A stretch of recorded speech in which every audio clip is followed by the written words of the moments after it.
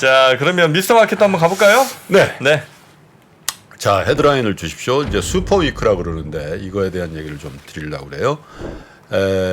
미 이코노미스트 10명 중 9명은 연준의 기준금리를 더 올릴 것으로 전망한다라는 그런 뉴스가 나왔는데요. FT, 파이낸셜 타임즈에서 미국의 교수, 애널리스트 이런 이코노미스트를 대상으로 설문조사를 했는데 이번 긴축 사이클이잖아요, 이게. 그래서 연준이 어디까지 금리를 더 올릴 것인지에 대해서 설문조사를 했는데 이 중에 설문조사자 중에 47% 정도가 5.5에서 5.75를 고려했다. 이 얘기는 지금 5.25에서 5.5잖아요, 기준금리가. 예. 근데 그러니까 한 번 더 올릴 것이다라고 설문한 사람이 47% 정도 되고요. 두 번 더 올릴 것이다라는 사람이 42.5예요. 그러니까 한 번 내지 두 번도 올릴 거라고 설문한 사람이 90%란 얘기죠. 근데 지금 수준에서 동결할 것이라고 전망한 사람은 10%밖에 안 된다는 거죠. 동결이. 동결이. 그러니까 그거는 이제 뭐 내년까지도 올릴 것이다라고 전망하는 분들은 이렇게 많지 않으니까 지금 올해 이제 내일 모레 포함해서 세 번의 FOMC가 남았잖아요. 네. 9월, 11월, 12월 남았는데 11월, 12월에 한 번씩 두 번 올릴 것이다라고 전망한 사람도 꽤 있다라는 거예요. 그게 이제 최근 들어서 이 설문이 이제 엊그저께 이제 일어난 거니까 최근 들어서 오르고 있는 국제 유가 같은 것들을 이제 센치멘탈로 반영한 거 아닌가 이런 생각이 좀 들어요.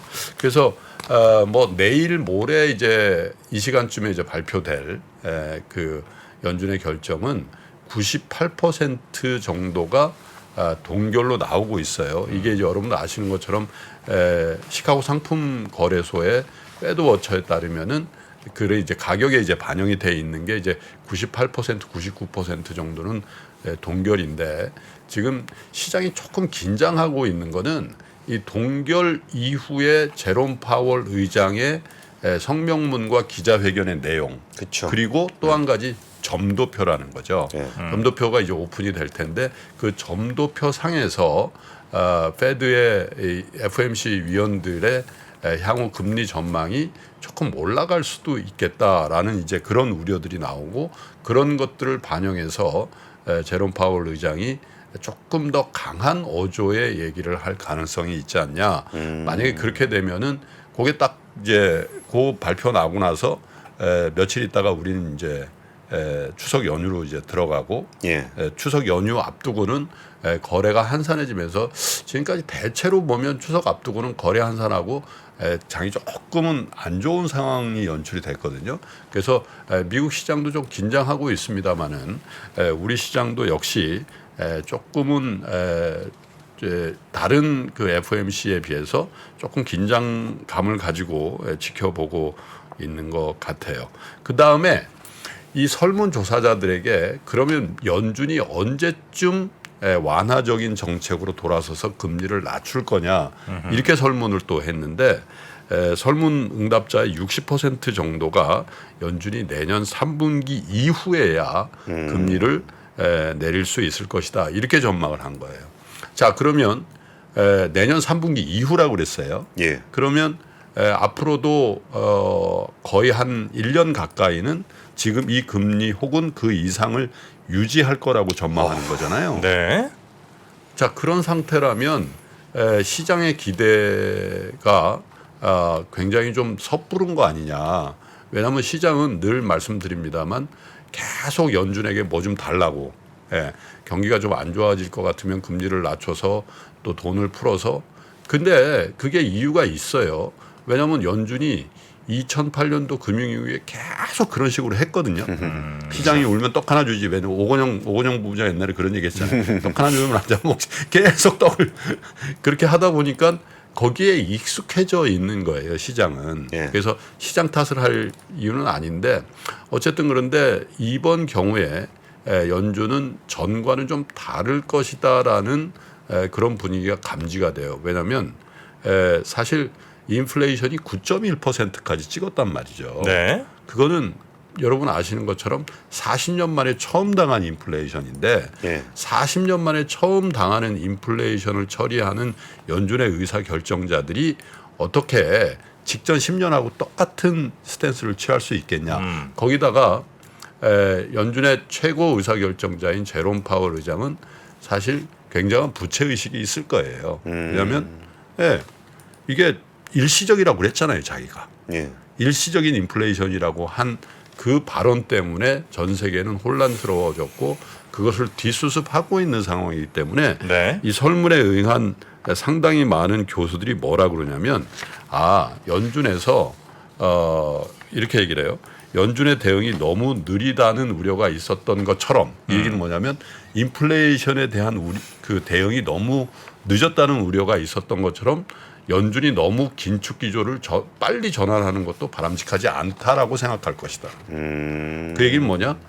본인의 실수가 있었는데 그 실수가 반복되지 않기 위해서는 확실한 증거. 예. 이제 금리를 낮춰도 될 만한 확실한 증거를 보기 전까지는 액션을 취하기가 어려울 것이라고 미국의 이코노미스트는 본다는 거예요. 그게 이제 그래서 내년 3월까지. 근데 이 시기적으로 내년 3분기까지지만 경제적으로는 뭘까? 경제가 침체가 어느 정도 되더라도 네. 다시 금리를 낮춰서 경기를 부스팅하는 걸로 갑자기 돌아서기는 어려울 것이다라고 생각하는 거죠.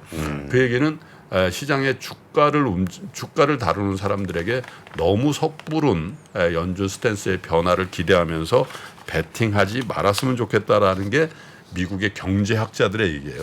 자, 여기서 이제 뭐죠?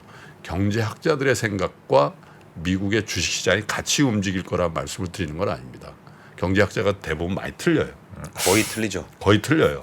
그러나 제가 여러분께 올 봄부터 늘 말씀드리는 거는 미국의 연준의 스탠스가 전하고는 조금 다를 수도 있다라는 말씀을 드리고 그 섣부른 기대감으로 먼저 배팅을 하기보다는 조금 확인하면서 그 미국 주식시장이나 우리 주식시장을 조금 전망하는 게 좋지 않겠냐. 왜냐하면 우리는 자꾸 잊어버려요. 맞아요. 이 인플레이션이 40년 만에 찾아온 인플레이션이고 지금 연준의 의사결정자들은 그것을 해결해야 될 숙제를 갖고 있는데 그 해결을 잘 못했다라는 부채의식을 갖고 있단 말이죠. 네. 그리고 이제 제가 이렇게 네트워크로 만나는 그 미국의 시니어 레벨들도 그 부분에 대해서는 굉장히 보수적인 생각들을 갖고 있더라라는 말씀을 그 보수적이라고 하는 건 뭐예요?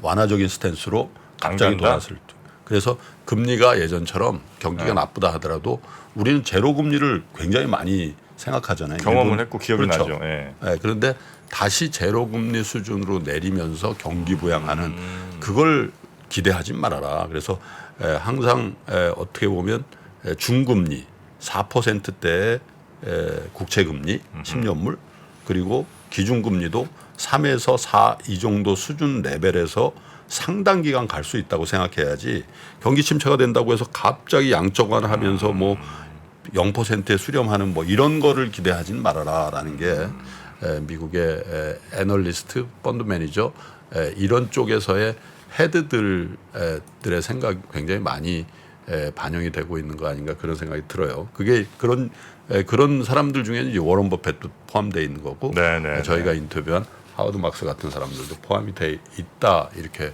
생각을 합니다.